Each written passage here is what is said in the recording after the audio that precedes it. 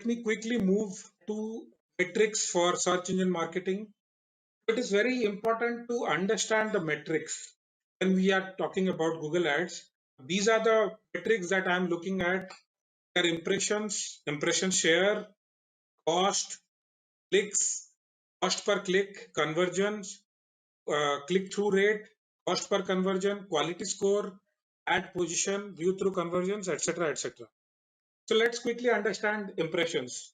So an impression is counted each time your ad is shown on a search result page or other sites in Google search network. So it is pretty straightforward. So this is the Google ad interface where we can see how many impressions are there. The next point is impression share. So it is a competitive matrix. So impression share is provides us with a comparison like what is the number of impression that an ad receives divided by estimate number of impressions that were available. So let's take an example of Josh Furnitures here. So let's say my daily budget is like just 1,000 rupees. Okay. And per cost click is like click through rate is like 100 rupees cost per click. Like within very soon I am exhausting my number of clicks and number of impressions. So if I would have increased my budget, probably throughout the whole day I would have got 1,000 impressions, but because of various reasons I only got 100 impressions and 10 clicks. So my impression share is 10%. Impression share, it shows the opportunity that an advertiser has in terms of reaching out to new audience. It also reflects the performance of your ads, and it also gives you performance of the competitors' ads. So like Josh Furniture, I know that I'm just getting an impression share of 10%, but other competitors are getting 50% impression share. So they are in front of the target customers 5 times more than me. This is definitely a point to ponder, right? It will depend on target settings, approval status, and quality score. If the quality score goes down, I, as a advertiser, can lose on impression shares as well. Metrics, second, this one is pretty straightforward. Cost is shown across various levels. It is shown for keywords, for ad groups, for campaigns, and at account level. Costs, we need to look at costs at every single point of time to know how we are doing. Ideally, the cost would have been on the lower side, but actually it is a function of how big the campaign reach is. So probably the better data to look for is clicks and cost per clicks. So what is clicks? We all know, like we all have clicked ads in Google Ads, right? So clicks signifies user interest. So when a user is seeing something on, let's say, Google text ads or display ads or wherever, whenever, so they skim through all the data. They look at the organic search results. They look at the paid search results. The one which applies to them most, the one that connects with them most, click that. So if a user is clicking on the ad, it means the user has found the ad relevant and wanted to know more about the product or service. Again, big data is available at all levels, at keyword level, ad group level, campaign level, and account level. And it helps advertisers in deciding if the ads are creating required engagement. And generally, the higher the click is, the better it is. CTR, next metric look for is click-through rate or CTR. So click-through rate is the ratio that denotes number of users who clicked the ad versus number of users who saw that. So in simple terms, it is the number of clicks divided by number of impression. And CTR is a very important metric to look forward to because it is the CTR which has a direct impact on quality score. So the higher the CTR is, Google will know that your ad is very relevant, people are clicking it. So it will probably start providing a higher quality score to your ads. Next metric, cost per click, very important metric. It is calculated by dividing the total cost of campaign by the total number of clicks it received. Or if you are looking for a keyword at keyword level, it is like total number of total clicks it has received and total amount it has which has been spent on that particular keyword. We should understand that cost per click, we should, as marketers, we should always try to optimize the cost per click. So cost per click should gradually go down. So a lot of factors such as ads, landing page, geographic targeting, etc., is used for optimizing and reduce CTR. The next factor is convergence. It is a predefined action. For example, if there's an e-commerce site and you have put a payment gateway, and finally, if you want the user to pay at the end of the transaction, that is considered as conversion in case of e-commerce probably. But in case of normal like product or service website, it can be as small as a phone call also. It can be as small as a form fill up also. We need to define convergence properly, and we need to look at conversion data for proper optimization. Next data is cost per conversion. It is the total cost incurred in a campaign by the total number of conversion generated. For example, if in a campaign which I ran for a week, if I got total 150 leads by spending 10,000 rupees, then cost per conversion would be 150 divided by 10,000, which is 66.66 rupees. So cost per conversion is very important because finally it will give me the ROE of the campaign. Lower the cost per conversion, the better ROI is. And quality score, I've already explained quality score. It is a aggregate score, comes on a scale of 1 to 10, and advertisers are always on the lookout to optimize quality score. It depends on expected click-through rate, ad relevance, and landing page experience. Ad position, so depending on your ad rank, your ad position is calculated. Ad position is available the keyword level. Now Google has gradually started not giving the ad positions also. Cost per mile, it is a display ad metric. It is like when advertiser is only charged when ads appear in front of prospective user 1,000 number of times, so 1,000 impressions. So CPM method of billing is mostly used by an advertiser when objective is brand awareness, which I had already explained. A publisher earns revenue through CPM methods as well, and the visibility here is to improve the visibility. So let's start with Google AdSense. Google AdSense is an ad network run by Google to which website publishers in the Google ad network of content sites serve different kinds of ads like text ads, image ads, video ads, interactive media ads that are targeted to the target audience of the advertisers. These advertisements are administered, sorted, and maintained by Google. So they can generate revenue on the pay per click or pay per impression basis. Basically, Google AdSense is an ad network which provides one monetization way for millions of sites in the world. So AdSense is a participant in the ad choices program. AdSense ads would typically include a triangle shaped ad choices icon. So this is how you differentiate like a display ad or a text ads in display network. It would have a triangle with I and ad choices will be written there. AdSense requires an advertiser to submit a sealed bid. So basically a sealed bid is a bid which is not observable by the competitors. Additionally, for any given click received, advertisers only pay for one bid increment above the second highest bid.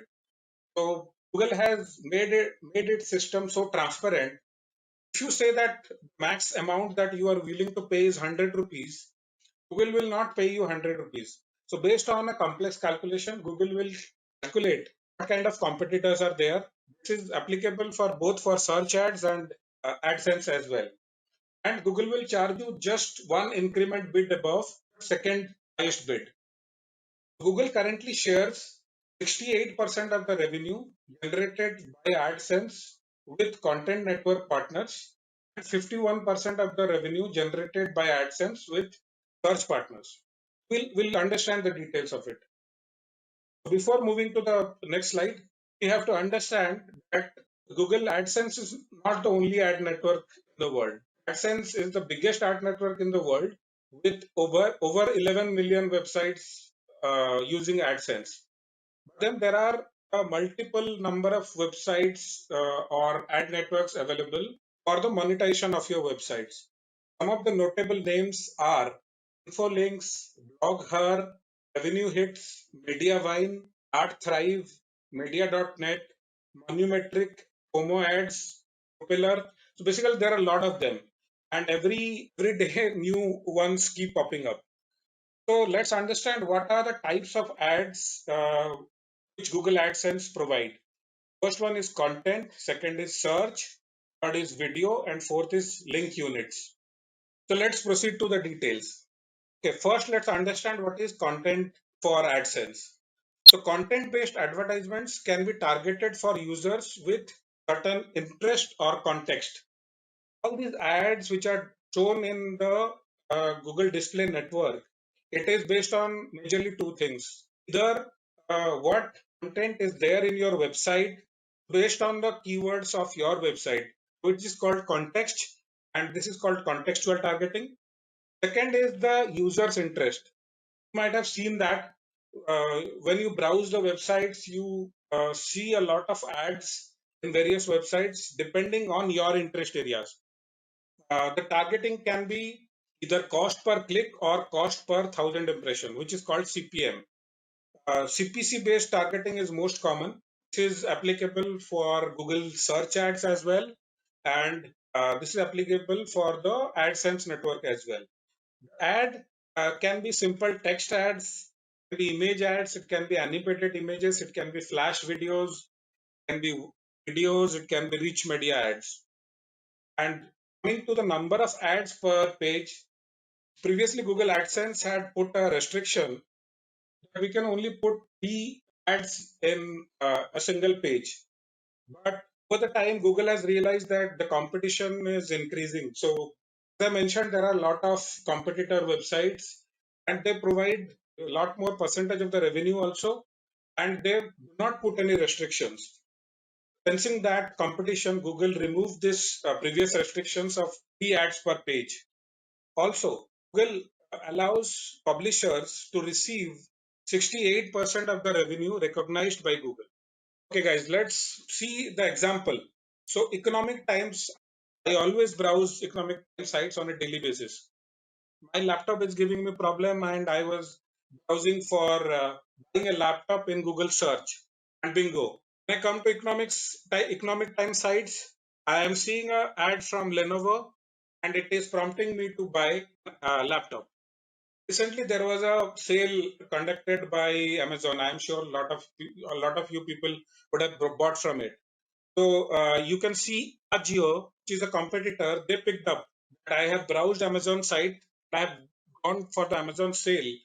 So they are showing me an ad. And third ad that you can see in this example.